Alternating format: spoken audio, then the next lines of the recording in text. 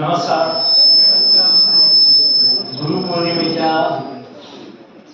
माझ्याकडून सर्व गुरुजनांना सर्वप्रथम अभिवादन. गुरूंच्यासाठी आणि गुरूंच्यामुळे आणि गुरूंनी सांगितल्यामुळे आपण इथे जमलेलो आहोत. आणि मला वाटतं की मला आता पहिल्यांदा कळालं की मानेसरांनी याला खुली चर्चा नाव का दिलं. सगळं खुलं दिसतंय मला इथे. आणि मी माझ्या मित्राला विचारलं, नितीन माने त्याचं नाव इथे आहे, एक ॲडल फील्डचे प्रायोजक आहेत आणि उद्योग क्षेत्रात फार महत्वाचं काम ते करतात. त्याला विचारलं, तुम्ही येणार आहेत का? अजून आलेलं नाही. तर ते म्हणले, नाही मी संध्याकाळपर्यंत येतो. मी म्हणलं का? अहो पण खुली चर्चा आहे, ती सकाळी 9:30 सुरू होणार आहे. म्हणजे नाही, ते माने सरांचं सगळं सन्मान पत्र गुच्छ वगैरे होईपर्यंत संध्याकाळ होणार, संध्याकाळी येतो. पण मी मात्र गुरुजनांची आज्ञा मानून बरोबर 9:30 इथे उपस्थित झालेलो. आणि खरंच मला खूप आनंद झालेला आहे 2 कारणासाठी. सर्वप्रथम म्हणजे भोईटे सर, की ज्यांच्या नावाची इतकी मोठी झाडं इथे आहेत, सगळी अशोकाची झाडं आहेत. बऱ्याच दिवसांनी भेट झाली, खूप छान बोलता आलं, अजूनही खूप बोलायचं आहे. आणि महत्वाचे म्हणजे त्यांचे विचार आपण आता निश्चित जास्त वेळेपर्यंत ऐकूया. पण त्याबरोबरच माझे मित्र डॉक्टर श्रीकांत जगताप, तुम्हाला ते पाठीमागे बसलेले आहेत, पण त्यांच्याबद्दल तुम्हाला किती माहिती आहे मला माहित नाही. पण ते जागतिक स्तरावर फूड आणि ॲग्रिकल्चर म्हणजे अन्न आणि शेती याच्यासाठी वर्ल्ड बँक म्हणजे जागतिक बँकेचे ते कन्सल्टंट आहेत. आणि असा माणूस मंगळापूरच्या जवळच्या शाळेमध्ये येऊन शांतपणे बघतोय सगळं काय काय चाललेलं आहे. मग अन्नाविषयी आणि शेतीविषयी कधी बोलणार लोक त्याची ते वाट पाहतात. आता पण आपण बरंच काही काही बोललो.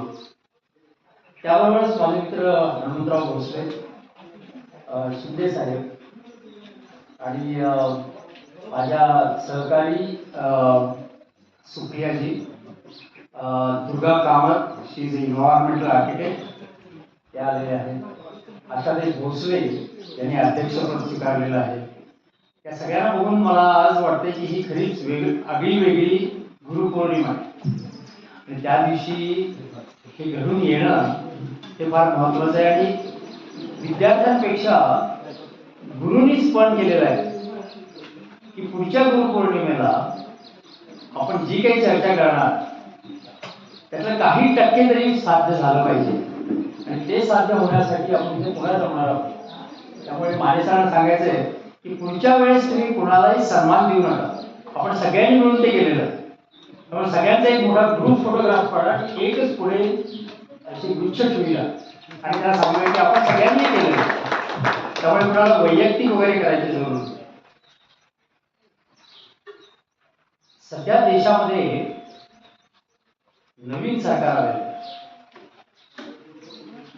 म्हणजे फ्रान्समध्ये जिथे मी राहत होतो 20 वर्ष, तिथे एक मोठा छानपैकी एक वाक्प्रचार आहे की काहीतरी नवीन झालं की ते म्हणायचे की वाईन तीच आहे पण फक्त बाटली वेगळी आहे.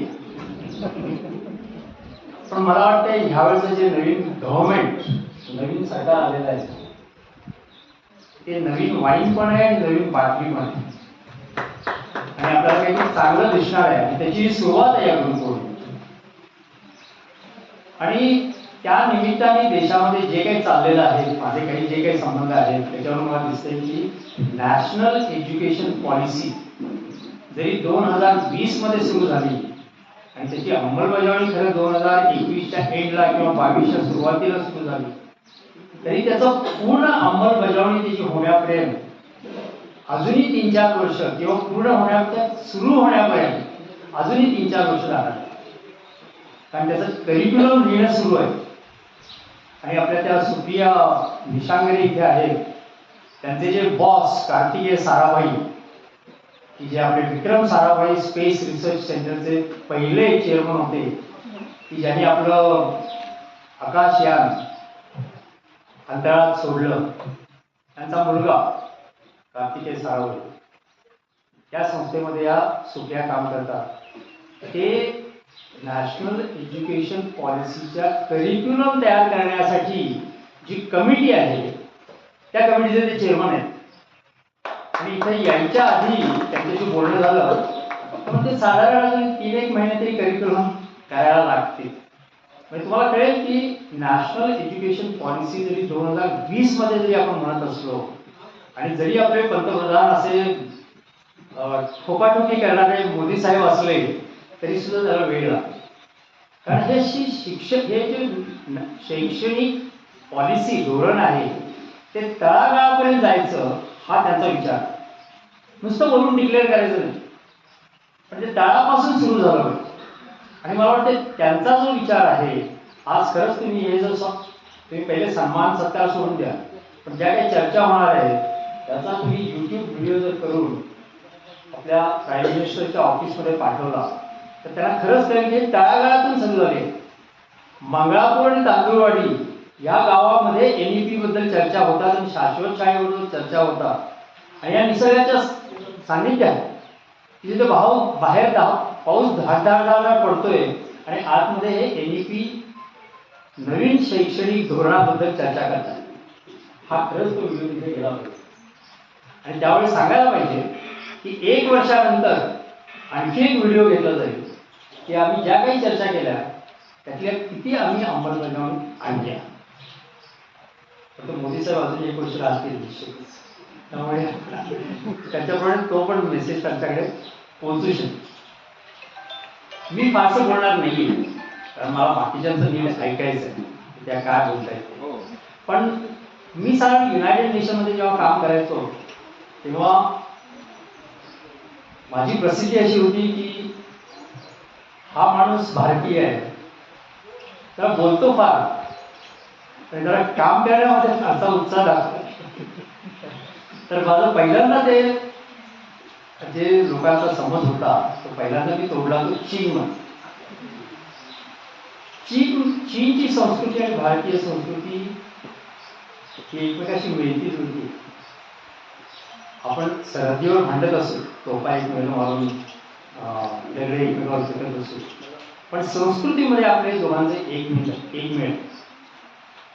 जेव्हा मी पहिल्यांदा चीनमध्ये गेलो कारण 1995 तेव्हा तिथल्या जो पर्यावरण मंत्री होता त्याला भेटलो आणि त्याला सांगितलं की मी युनायटेड नेशनमध्ये वगैरे काम करतो. तो उठून उभा राहून मला भारतीय बद्दल नमस्कार केला. मी म्हटलं की आपण हे करायचं की आमचा जो मॉन्ट्रियल प्रोटोकॉल आहे की ज्या केमिकलमुळे आपल्या वातावरणाला छेद पडलेला आहे आणि त्यामुळे ही संपूर्ण मनुष्य जाती किंवा ही जीवसृष्टीत जाण्याची धोका आहे त्याला माहीत होतं, त्यामुळे मी आलेलो आहे. त्यामुळे ती केमिकल आपण मॅन्युफॅक्चर करणं बंद करायचं, त्याला दुसरा काहीही उपाय नाही. तर आता कुठलीही मॅन्युफॅक्चरिंग फॅसिलिटी चायनामध्ये बंद करणं हा फार सेन्सिटिव्ह इश्यू, कारण मॅन्युफॅक्चरिंग कुठे बंद करू शकत नाही. तर तो म्हटला की मॅन्युफॅक्चरिंग जर कमी करायचं असेल तुम्हाला तर आपण कुठे सभा घेऊया. तुम्ही म्हटलं आम्ही ते युनायटेड नेशनचं ऑफिस आहे बीजिंगला पेकिंगला, ते आपण 5 स्टार हॉटेलमध्ये करूया. तो म्हणून तुम्हाला फॅक्टरी बंद करायची आहे आणि तुम्हाला 5 स्टार हॉटेलमध्ये सभा घ्यायची आहे, याला काय अर्थ आहे. फॅक्टरी बंद करायच्या आधी त्या फॅक्टरीचे प्रॉडक्ट जे घेतं त्या लोकांना सांगायला पाहिजे की हे प्रॉडक्ट घेऊ नका, मग आपण मॅन्युफॅक्चरिंग बंद करू. तर त्यासाठी आपण जे मार्केटिंग यार्ड आहे किंवा मार्केटिंगचा जो मॉल आहे त्या मॉलवर तुम्ही आणि मी म्हणजे तो पर्यावरण मंत्री, तो म्हणजे नंतर पुढे प्रेसिडेंट ऑफ चायनाचा मोठा ॲडवायझर झाला, तो आणि मी त्या दारात उभा राहील मॉलच्या, आणि आम्ही ठरवलं की असे 5 मॉल पिकिंगमध्ये आपण दिवसभर फिरायचे आणि लोकांना सांगायचं, पत्रिका वाटायची की तुम्ही हे केमिकल्स घेऊ नका आणि हे लवकरच बंद होणार आहे. अक्षरशः आम्ही तसं केलं. त्यावेळेपासून मला कळालं की चर्चासत्र करण्यापेक्षा ॲक्शन घेणं जास्त महत्त्वाचं. आणि त्यासाठी मी ह्या कार्यक्रमाला माने सरांना खूप सतावलं त्यासाठी आणि सांगितलं की जगताप सर येणार आहेत का, भोटे सर येणार आहेत का निश्चित, कारण ते माहितगार लोक आहेत. आणि त्यांच्याबरोबरच मी मंगळापूरच्या गावासाठी मोदींची जी सौर ग्रह योजना आहे आणि शक्ती पंप योजना आहे, त्यासाठी सातारहून 1 वाजता अजून 1 तासांनी मी MSEBच्या डेप्युटी एक्झिक्युटिव्ह इंजिनियर बोलवलेले आहे आणि त्यांचे सरपंचांशी वेगळं बोलतील. आता त्याचा शाळेशी संबंध काय? शाळेशी संबंध हा की जेव्हा सरपंचांशी बोलणं होईल आणि त्यांना जी काही मदत लागेल की त्यातून सोलर पॅनल कशी उभी करायची, त्याचा इन्व्हर्टर कसा असतो, त्याच्या बॅटरीज कशा असतात, हे ह्यावेळेस शाळेतली मुलं तिथं जातील. लर्निंग बाय डुईंग हा एक वाटचाल आहे. आपल्याकडे लर्निंग म्हणजे ब्लॅकबोर्ड, पण जोपर्यंत तुम्ही ब्लॅकबोर्ड सोडून तुम्ही स्विमिंग पूलच्या स्विमिंग बोर्डवर उभा राहून जेव्हा खाली उडी येत नाही तोपर्यंत तुम्हाला स्विमिंग येणार नाही. तुम्ही पुस्तकं वाचून स्विमिंग शिकवलं कुणी मला अजून तरी आढळलेलं नाही, तुम्हाला पाण्यातच पाठवतो. त्याचबरोबर मी कार्तिकीय सारावेना फोन केला आणि त्यांना सांगितलं शाश्वत शाळा आम्हाला खेडेगावामध्ये सुरू करायची आहे आणि चौंडेश्वरी शिक्षण संस्था नावाची एक अतिशय ॲम्बिशियस महत्त्वाकांक्षी अशी एक संस्था आहे आणि त्यांना शाश्वत शाळा करायची. मी अजूनही स्वतः एकट्याने कधी शाश्वत शाळा कुठे बघितलेली नाही. तर ते म्हणले आमच्याकडे सुप्रिया आहेत मॅडम, त्यांनी अशा शाळांना मदत केलेली आहे, त्यांना मार्गदर्शन केलेलं आहे, त्या येऊन तुम्हाला सांगते की शाश्वत शाळा म्हणजे नेमकं काय.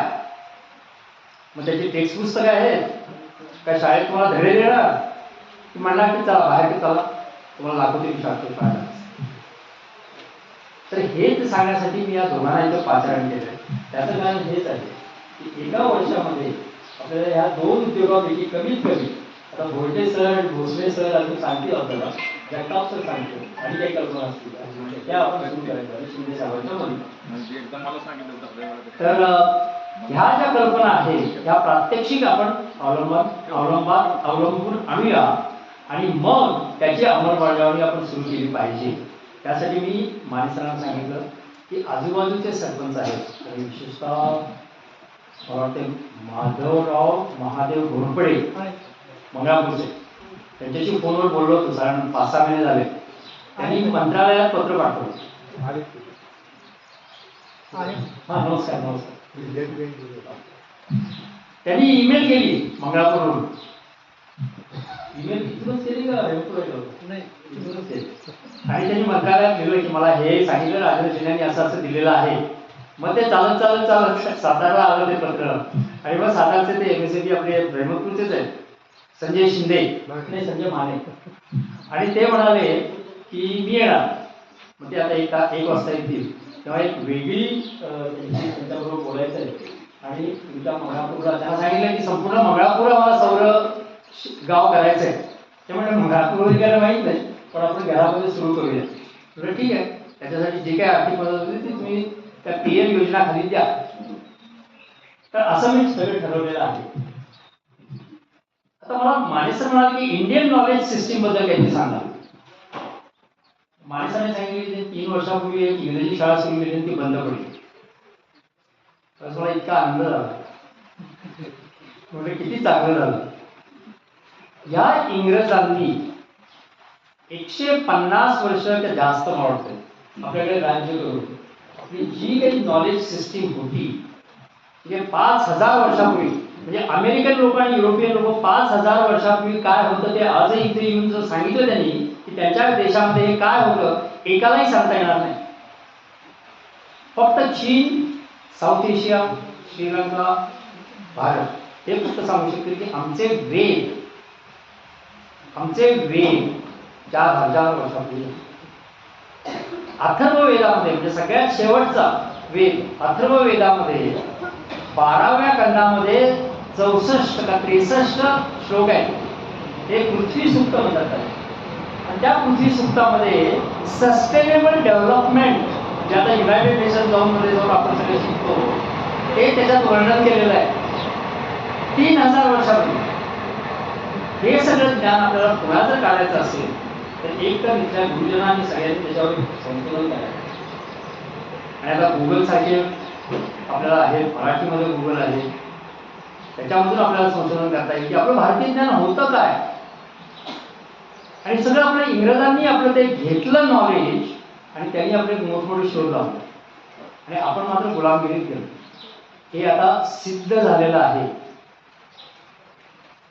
युकेचा पंतप्रधान भारतीय असू शकतो हे आपण सिद्ध केले. अमेरिकेची व्हाईस प्रेसिडेंट ही इंडियन ओरिजिन असू शकते हे आपण बघितलेलं आहे. आणि फ्युचर व्हाईस प्रेसिडेंटची बायको ही आंध्र प्रदेशची आहे हे पण आता सगळ्या जगाला माहीत झालंय. हे जे ह्या बायकांनी आणि विशेषतः बायकाच जास्त पुढाकार घेतला. म्हणजे फक्त आर्यभट्ट किंवा चाणक्य आणि पतंजली त्याच्याबरोबर लीलावती पण होती की जिनं आपल्याला गणित शिकवलं, सगळं ॲस्ट्रॉनॉमीवर चर्चा केली. हे आपण सगळं विसरायला लागलेलो आहे आणि ते शिक्षकांनी पुढे आणलं पाहिजे. त्यामुळे जसं तुम्ही आज क्लबचं आपण उद्घाटन केलं तसंच तुम्ही इंडियन नॉलेज क्लबचं एक उद्घाटन करा इथे. आणि इथेच करा, रेहमतपुरात करू नका. कारण मी नेहमी सांगतो की रेहमतपुरात फक्त ऊस आणि सोयाबीन होतो. राहिलेला वेळ म्हणजे हा ऊस आणि सोयाबीन राहिलेल्या वेळात करतात, मुख्य वेळ राजकारणाचा. त्यामुळे तुम्ही इथेच करा. ही भूमी जी आहे ही खेड्यापाड्यातली आहे आणि इथे लोकांना जास्त समजू शकेल. कारण पूर्वीचे जे वेद होते त्याचं मूळ हे निसर्गामध्ये, निसर्गाशिवाय दुसरा कुठला गुरु नाहीये. त्यामुळे खरं आज गुरुपौर्णिमेला आपण निसर्गाची पूजा करायला हवी सगळ्यांनी. कारण त्या निसर्गाने जे काही शिकवलेलं आहे ते वेदामध्ये आले, ते नॉलेजमध्ये आले, ते आर्यभट्टामध्ये आलेलं आहे, ते चाणक्यामध्ये आलेलं आहे, डिप्लोमसीमध्ये आलेलं आहे, सगळ्यामध्ये आलेलं आहे. आणि अशा निसर्गामध्ये राहून जी शाळा माने सरांनी ही उभारलेली आहे, फार मोठे धडपडे ग्रस्त आहेत. मी जेव्हा रस्ता चुकलो इकडे तेव्हा मला रस्ता चुकलो नाही असं वाटलं की तिथे एक बाजूला माणूस उभा होता कोल्हेश्वर मंदिराच्या बाजूला. तो त्याला मी विचारायला लागलो तेव्हा शाळा कुठे आहे. त्यामुळे शाळा इकडे आहे, पण तुम्हाला कुठे बघितलं वाटतंय. पण तुम्ही राजेंद्र शेंडे का. म्हटलं बरं झालं बाबा, पुण्यामध्ये कोणी ओळखत नाही, इथे तांदूळवाडीमध्ये ओळखतात. फार बरं वाटलं मला. म्हणजे तुम्ही अशा वेगळ्या ठिकाणी शाळा काढलेली आहे इतक्या धडपडीने. आणि विचार करा की साधारण किती 1984 साली म्हणजे त्यावेळेस काय दिसत असेल. कुणाला वाटेल की इथे जाऊन काहीतरी अशी शाळेसारखं करावं. ते आता आपण बघतोय त्याचं कारण ते आहे. आणि मला वाटतं पहिल्यांदा त्यांना सॅल्यूट करावं म्हणजे आपण सगळ्यांनी. आणि मला वाटतं